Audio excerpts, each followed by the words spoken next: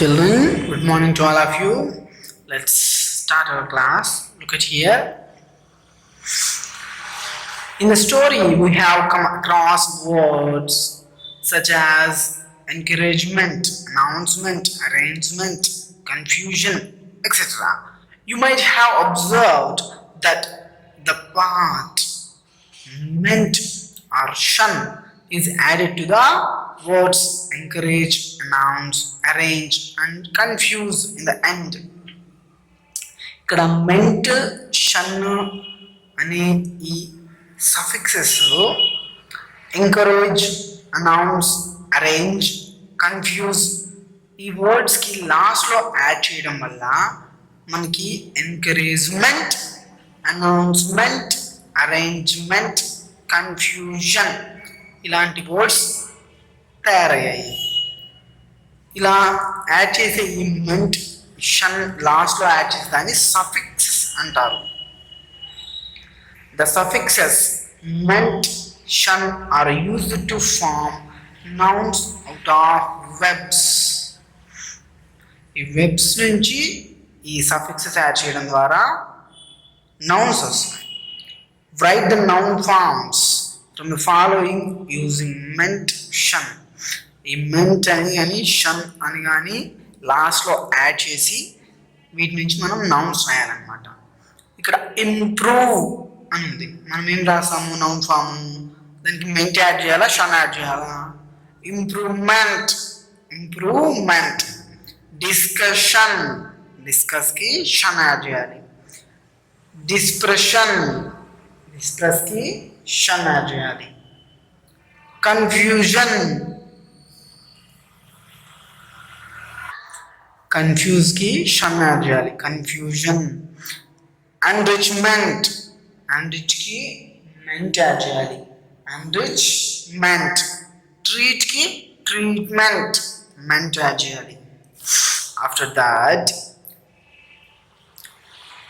చదువుతాను, వినండి. Listen it carefully.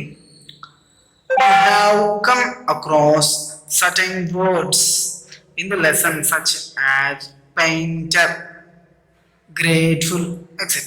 You can extract some other words from the parent words like painter. పెయింటర్లోంచి మనము ఇంకా కొన్ని వర్డ్స్ మధ్యలో ఉంటాయి, వాటిని మనం బయటికి తీసి రాస్తే మీనింగ్ఫుల్ వర్డ్స్ రాయొచ్చు. పెయింటర్లోంచి పెయిన్ అనే వర్డ్ కూడా ఉంది, దీంట్లో మనము రాయొచ్చు.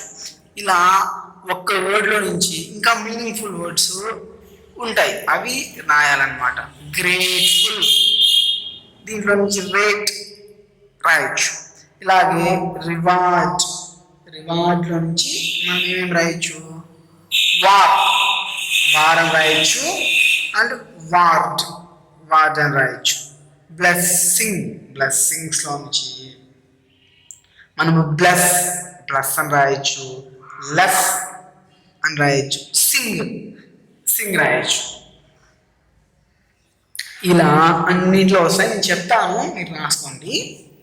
స్నాప్, స్నాప్ వస్తుంది. న్యాప్ వస్తుంది. పర్సనల్, దీంట్లో person, son, on. Person, son, on 3 words వస్తాయి.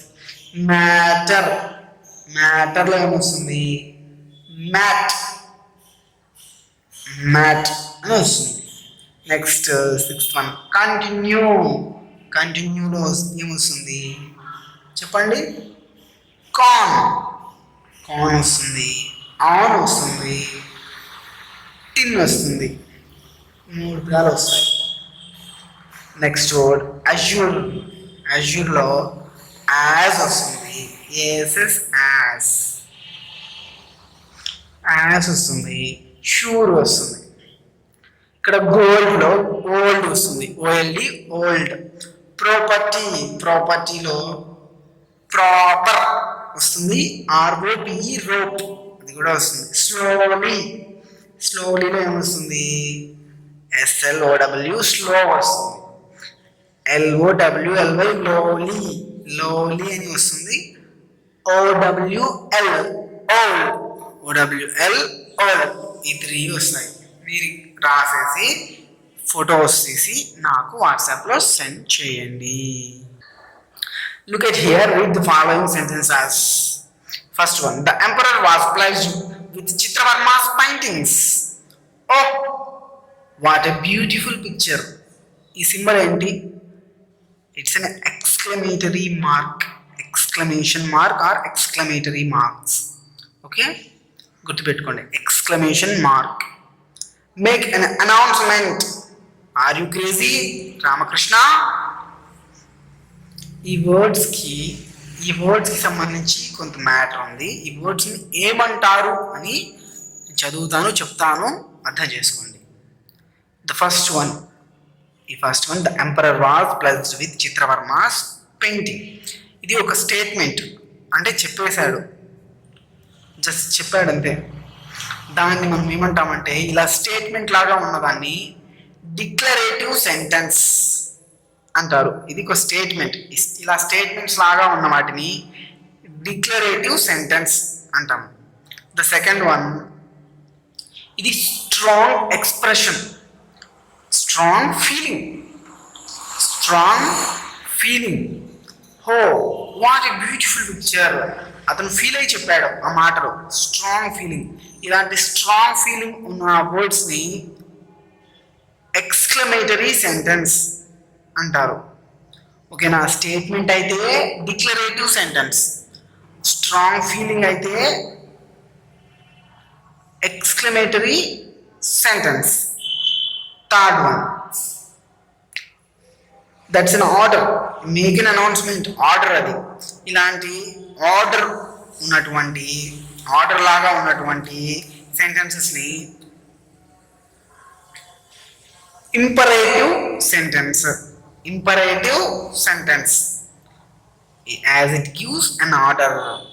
ఇది ఆర్డర్ని తెలియజేస్తుంది కాబట్టి అది imperative sentence. The fourth one, ఇది క్వశ్చన్ని ఆస్కింగ్ క్వశ్చన్ కదా. ఇది క్వశ్చన్ని మనం ఏమంటాము? Interrogative sentence. స్టేట్మెంట్ అయితే డిక్లరేటివ్ సెంటెన్స్, స్ట్రాంగ్ ఫీలింగ్ని ఎక్స్ప్రెస్ చేస్తే ఎక్స్క్లమేటరీ సెంటెన్స్. అలా కాకుండా ఆర్డర్ని కానీ ఇస్తుంటే ఇంపరేటివ్ సెంటెన్స్, క్వశ్చన్ కనుక వేస్తుంటే interrogative sentence. Read these sentences and write D for declarative, E for exclamatory, in for interrogative and M for imperative in the brackets given. ఏం లేదు పిల్లలు, ఇక్కడ సెంటెన్స్ ఇచ్చారు కదా, ఈ సెంటెన్స్ డిక్లరేటివ్ సెంటెన్సెసా, ఎక్స్క్లమేటరీ సెంటెన్సెసా, లేదా ఇంపరేటివా, లేదా ఇంటరాగేటివా, అది మనము అర్థం చేసుకోవచ్చు. డిక్లరేటివ్ అయితే డి అని, ఎక్స్క్లమేటరీ అయితే ఈ అని, ఇంటరాగేటివ్ అయితే ఇన్ అని, ఇంపరేటివ్ అయితే ఐఎం అని ఈ బ్రాకెట్లో ఉంచాలి అంతే. ఓకేనా? నేను ఫస్ట్ వన్ చదువుతాను, చూడండి. Please show me the way to the library.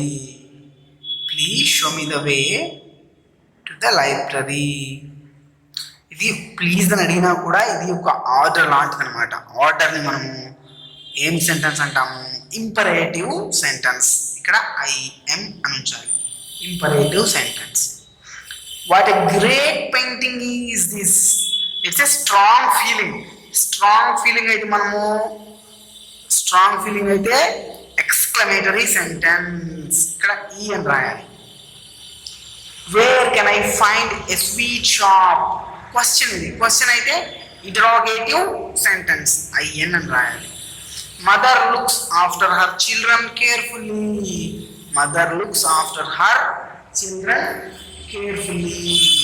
ఇదేం sentence? Fourth one, it's a స్టేట్మెంట్ని declarative sentence the. What happen? Question interrogative sentences, I N. Next children, ఇక్కడ మనకి కొన్ని సెంటెన్సెస్ ఇచ్చేశారు, కాకపోతే లాస్ట్లో ఫుల్ స్టాప్ లేదా క్వశ్చన్ మార్క్ లేదా ఎక్స్క్లమేషన్ మార్క్ ఇవి మనం పెట్టాలి. ఓకేనా? బాగా ఒకసారి చూసుకోండి. ఫుల్ స్టాప్స్ ఏం లేవు, క్వశ్చన్ మార్క్స్ ఏం లేవు, ఎక్స్క్లమేషన్ మార్క్స్ అంటే చెప్పాను ఇవి. చదువుతాను చూడండి. He got a good job. అతను మంచి జాబ్ తెచ్చుకున్నాడు, లేదా అతనికి మంచి జాబ్ వచ్చింది. దానికి మనం ఫుల్ స్టాప్ పెట్టాలి. Did he get good job? అతనికి మంచి జాబ్ వచ్చిందా? క్వశ్చన్ మార్క్ పెట్టాలి. What a great job. It's a strong feeling అయితే మనము ఆశ్చర్యార్థకం అదే ఎక్స్క్లమేషన్ మార్క్ ఇట్లా గీసి చుక్క పెట్టాలి. Exclamation mark. Get a great job first. ముందు మంచి జాబ్ తెచ్చుకో. ఫుల్ స్టాప్ పెట్టాలి. What is your job? నీ జాబ్ ఏమిటి? Question mark. Have you finished your job? నీ జాబ్ నువ్వు ఫినిష్ చేసావా? Question mark. I'm ready to finish my job. నేను నా జాబ్ ఫినిష్ చేయడానికి రెడీగా ఉన్నాను. Full stop. Is he ready to finish his job?